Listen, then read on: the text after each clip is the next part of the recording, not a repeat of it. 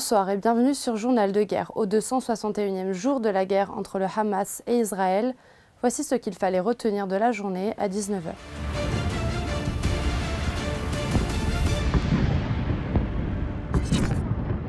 Nous commençons par la situation à la frontière israélo-libanaise.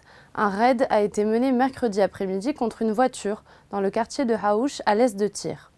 Selon les informations obtenues par ICI Beyrouth, les deux personnes tuées dans cette attaque sont Mohamed Nemme Nasser, le commandant de l'unité Aziz du Hezbollah, et le commandant du Hezbollah, Mohammad Hassan Hachab.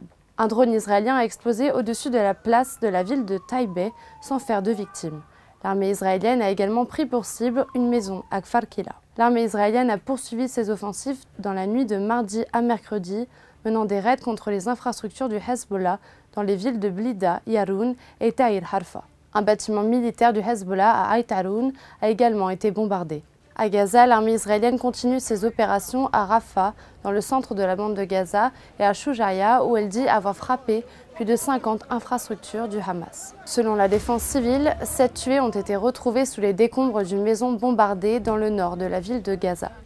Des témoins ont également signalé des tirs d'artillerie sur le centre de la bande de Gaza, notamment le camp de réfugiés de Nusayrat. Mercredi, des milliers de Palestiniens continuent de fuir dans le sud, après un ordre d'évacuation qui fait craindre une nouvelle opération militaire d'envergure. Cet appel, qui concerne un territoire de 117 km², soit un tiers de la bande de Gaza, est, je cite, « le plus important depuis octobre, quand les habitants du nord de Gaza avaient reçu l'ordre d'évacuer » au premier jour de la guerre, a souligné le Bureau des affaires humanitaires de l'ONU. En Cisjordanie, des soldats israéliens ont entamé un raid dans la ville de Jénine et ont abattu un homme, selon l'agence de presse palestinienne Wafa.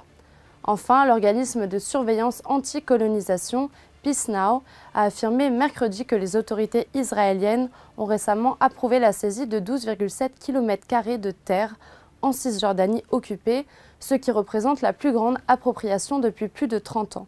Le bilan humain depuis le début de la guerre à 19 h, heure de Beyrouth.